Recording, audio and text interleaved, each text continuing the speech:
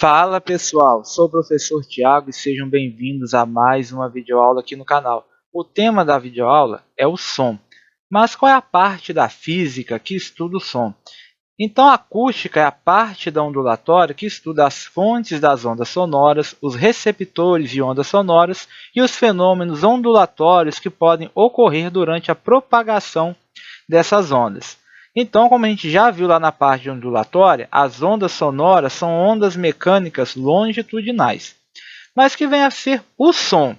Bom, o som é um conjunto de ondas mecânicas que podem ser percebidas pelo sistema auditivo dos seres humanos e de muitos outros animais. Então, o som não é uma coisa percebida só por nós, seres humanos. Os animais também podem perceber as ondas sonoras.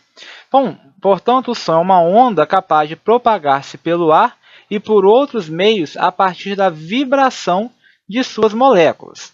E os sons são percebidos por nós quando eles incidem sobre o nosso aparelho auditivo, que são traduzidos em estímulos elétricos e direcionados ao nosso cérebro que os interpreta. Então, o que acontece? Nós temos o nosso sistema auditivo, ele percebe essas ondas sonoras e, através do ouvido, transforma essas ondas em impulsos elétricos que chegam até o nosso cérebro, onde são interpretados. Então, a gente tem aí o espectro audível, porque nós, seres humanos, somos capazes de ouvir uma faixa de frequências sonoras, que é chamada de espectro audível, que se estende entre 20 Hz e 20.000 Hz, ou 20 kHz aproximadamente.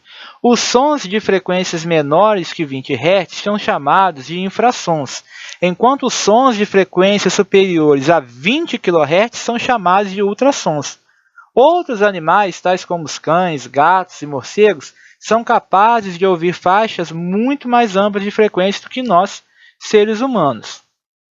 Também existem aplicações tecnológicas para os sons que não somos capazes de ouvir. Uma delas é o diagnóstico por imagens feitos a partir de ultrassons, que são os chamados exames de ultrassonografia. Nesse tipo de exame, ondas de alta frequência são direcionadas para órgãos ou fetos a serem analisados, e a partir da reflexão dessas ondas, um computador gera imagens. E a velocidade do som? Bom, a velocidade com que as ondas sonoras são propagadas vão depender exclusivamente das características do meio em que se deslocam no ar. A velocidade do som é de aproximadamente 340 metros por segundo. Então, quer dizer, a temperatura é de 21 graus Celsius, a velocidade do som no ar é de aproximadamente 340 metros por segundo. Agora, e nos outros meios? Vamos ver nessa tabelinha. Como a gente viu aí, no ar a 21 graus Celsius, a velocidade do som é de 344 metros por segundo. Já na água, esse valor sobe, 1.480 metros por segundo. No concreto, 3.400 metros por segundo. No alumínio, 5.150 metros por segundo. E no vidro, olha como é que esse valor sobe bastante, 5.200 metros por segundo.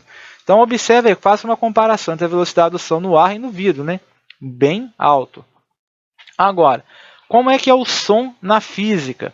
Então, para a física, o som é uma onda longitudinal e mecânica e que, portanto, necessita de um meio físico para ser propagada. Então, lembre-se, o som é uma onda mecânica e todas as ondas mecânicas precisam de um meio físico para se propagar.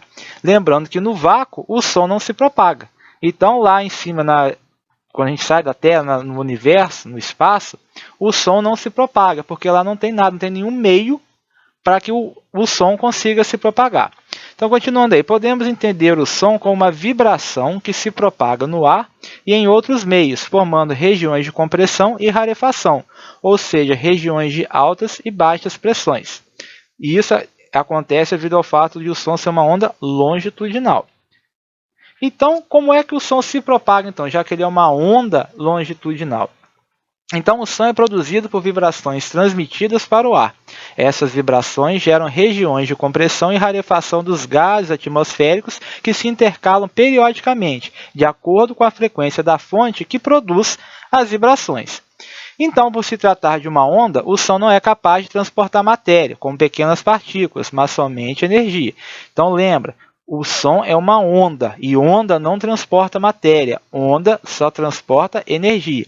Então, observe aí na figura, nela é possível observar como o som é capaz de se propagar. Então nós temos aí um alto-falante produzindo uma onda sonora. Nós temos aí as moléculas de ar em azul.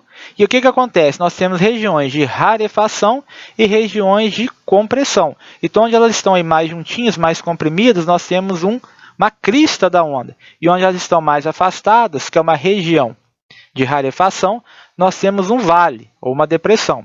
Então, observe aí que o som, por ser uma onda longitudinal, a direção de propagação ela é paralela à direção de propagação da onda, né? Onde ela vê a direção de vibração é paralela à direção de propagação da onda.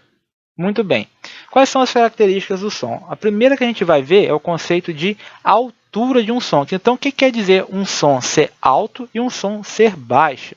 Então, olha aí, a altura de um som é a sensação de grave ou agudo que ele provoca. Então, costuma-se dizer que um som de frequência F1 é mais alto ou mais agudo que o outro de frequência F2, se F1 é maior que F2 e mais baixo ou grave se F1 é menor que F2. Então, a altura do som tem a ver com se o som é agudo ou se o som é grave. Então, um som é mais alto se ele for mais agudo. Então, olha aí, não se deve confundir alto e baixo com forte e fraco. Forte e fraco estão relacionados com a intensidade do som que a gente vai ver mais adiante. Pense, por exemplo, nos sons produzidos por um boi mugindo e por um gato miando. O som emitido pelo boi é mais baixo, porque ele é mais grave, possuindo uma frequência menor que o som emitido pelo gato, embora o som do boi normalmente seja mais forte, ou seja, mais intenso, que o do felino. Então, nós temos aí uma caixa acústica. Então, numa caixa acústica é comum haver 3 tipos de alto-falantes. O woofer, que é o maior, esse aí de baixo, e que produz uma faixa de frequências baixas, que são os sons mais graves. O tweeter, que é o menorzinho, que é o primeiro aí, que produz uma faixa de frequências altas, que são os sons mais agudos. E o mid-range, que produz uma faixa de frequências intermediárias. Então, os sinais elétricos provenientes do amplificador contêm as 3 faixas, que passam por um circuito denominado divisor de frequência, que vai separar essas 3 faixas e vai distribuir aí para os 3 alto-falantes. Beleza? Agora sim, vamos ver aí a intensidade sonora.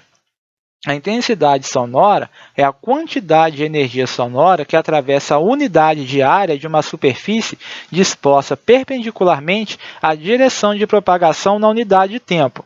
Em outras palavras, é a potência sonora recebida por unidade de área de superfície. No Sistema Internacional de Unidades, a unidade de medida da intensidade sonora é o joule por metro quadrado segundo ou watt por metro quadrado. Certo? Então, a intensidade é a quantidade de energia sonora que atravessa a unidade de área de uma superfície disposta perpendicularmente à direção de propagação na unidade do tempo. É intensidade. Então, observe no esquema a seguir, em que 1 e 2 são 2 posições que uma pessoa pode escolher para ouvir o som emitido por um alto-falante. Então, nós temos um alto-falante e a pessoa em 2 posições, na posição 1 e na posição 2. Suponha que a onda sonora se propague sem dissipação de energia. Então, à medida que essa propagação ocorre, a mesma potência emitida pelo alto-falante ela vai se diluir cada vez mais, pois fica espalhada numa superfície cada vez maior. Então, o canal auditivo de uma pessoa, que a gente pode considerar tendo uma unidade de área, recebe mais energia por unidade de tempo na posição 1 do que na posição 2. Isso significa que a intensidade sonora é maior na posição 1 do que na posição 2. Beleza? Agora vamos ver aí o conceito de timbre de um som. Então, o que é o timbre de um som? O timbre de um som é a sensação característica causada pela presença de harmônicos acompanhando o som fundamental. Influi no timbre tanto a quantidade de harmônicos como as suas intensidades relativas.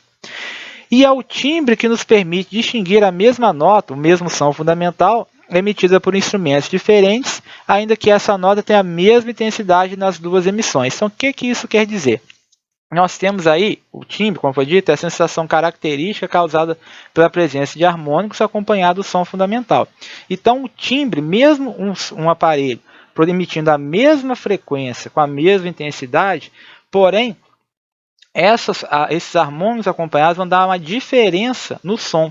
É isso, por exemplo, que faz a gente diferenciar a voz das pessoas. Embora as pessoas podem estar emitindo o som com a mesma frequência, com a mesma intensidade, porém num timbre diferente. Então, é o timbre que diferencia a voz de uma pessoa para outra. Beleza?